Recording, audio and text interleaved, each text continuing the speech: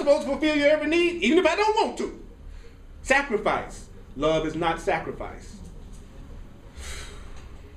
And of course, that is what? That's a level to aspire to. You may not be at that point right now where you could actually want somebody's happiness regardless of whether or not it seems like it's what you want.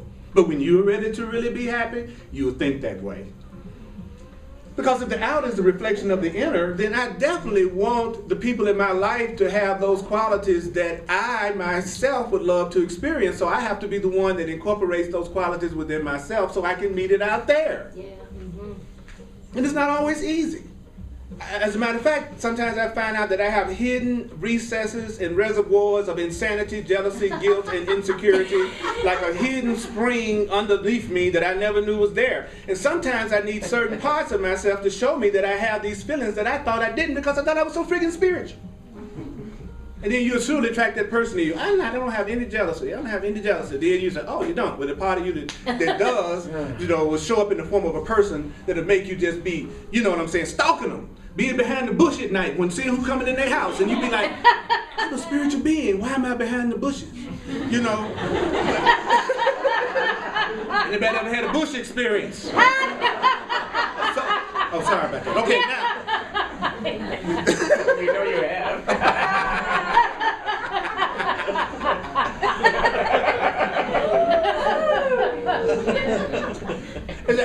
Is there anybody in here that's willing to say, I've had all I can stand and I can't take it anymore? Can't take it anymore. I've had all I can stand and I can't take it anymore. You know what area I'm talking about. One more time, get it out. I've had all I can stand and I can't take it anymore.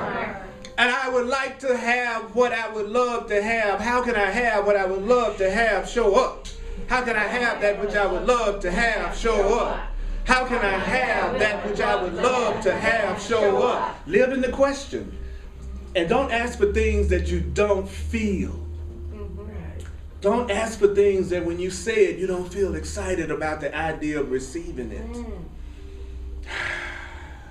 Have you ever been in a connection with someone that was so powerful and so exciting that just the thought of that person and you just feel yourself bubble? You just,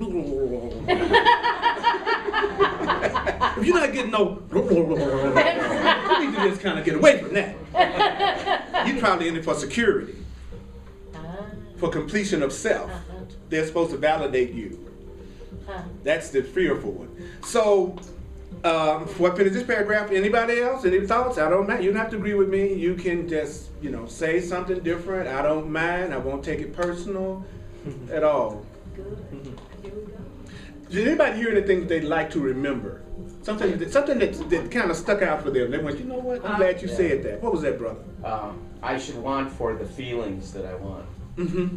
Think about that. Yeah, because you're thinking the thoughts you think in order to give you certain feelings you want to have anyway. So first you decide what you want to feel, then you have the thought that creates the feeling, then you have the feeling, then you should let yourself feel the feeling that you created the thought to feel. I want to be upset, so I think of something that upsets me because I want to have the feeling of being upset. The upset came before the thought. The thought didn't cause the upset per se. The upset came before the thought. I wake up in the morning, I decide to have a great day. I think all the thoughts that make me feel good about the day. So actually the kind of day I wanted came after the feeling that I decided to have about the day. That's the way everything works. First you decide what you want to feel, then you think the thoughts to give yourself the thoughts or the physical experience that gives you that experience that you want to have. So there's nothing more important than waking up in the morning and making the choice for a peaceful day. You know what I like the best? Is that you said, if I'm not there now, though, I will be. Yeah, because you've set the goal. And if you're sincere about the goal, especially the goal of loving yourself, which the universe totally supports, it's like, when you want to be miserable, you have to do that by yourself. But if you really want to know oneness and joy and peace, the whole universe supports you in that because that's our natural state. Think about that. You know that's true because, like I've said many times, people don't know what you're upset about until you tell them. They don't even know you're upset sometimes until you tell them. So you know what's going on in your own mind because nobody else knows about it but you. So nobody's really helping you be miserable because they don't even know what you're thinking. That's great. That means our Creator is not making us miserable. We are not making each other miserable. It's something that I'm telling myself that's making me miserable, which means that instead of being afraid of you all, you could help me. Instead of being afraid of my Creator, I could go to my Creator for help. Because it's not my Creator that's doing me in, and it's not you that's doing me in. It's what I'm telling myself that's doing me in. And I can change that at any time. Or I could really take the shortcut and just say, my higher self overruled any thoughts that I have about myself that wouldn't bring joy to me. You can be overruled. You can go to a higher court, and it would always be on your side. That's what I'm doing. I'm going to the higher court. I want to be overruled now. That's absolutely. So this paragraph says that when you are really honest, you can only succeed. What do you mean?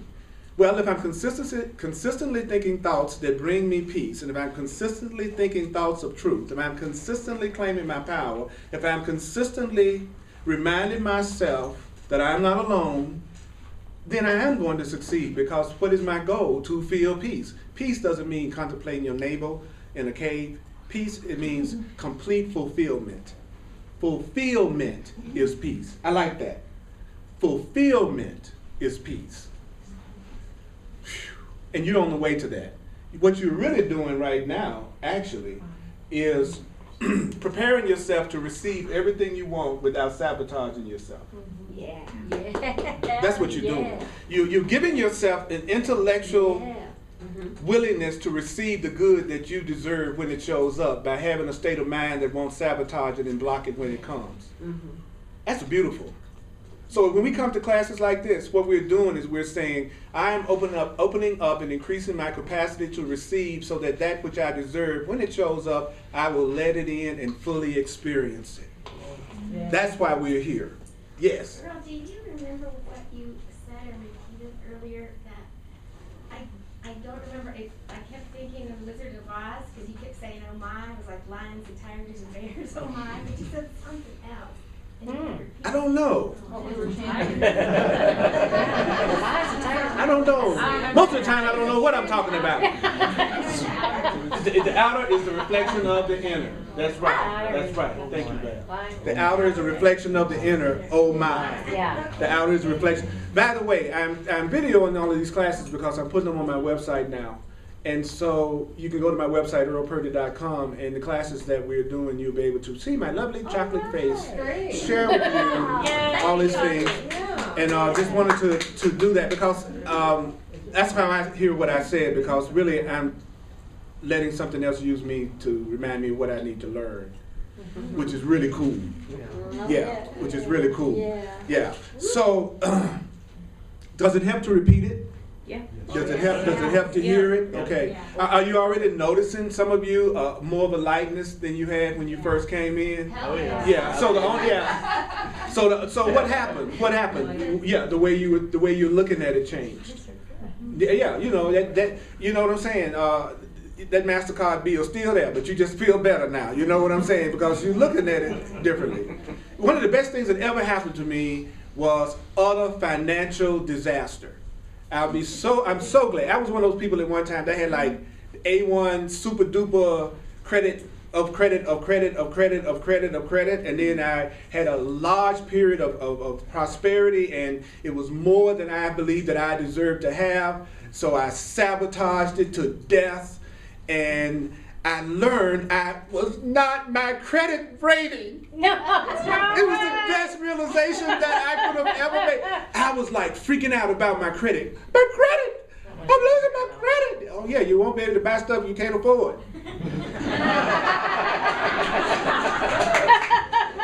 What a disaster for you to go through, Purdy. If you don't have the money to pay for it, you can't get it. That's horrible, isn't it? You know. And what I realized about that was, my self-esteem took a blow. I thought I wasn't as worthy because I couldn't, you know what I'm saying? I saw that my whole identity was caught up in my finances. Like even the way we talk, he or she is worth so many millions of dollars. You know what I'm saying? So I realized I had that insidious self-deception about who I was.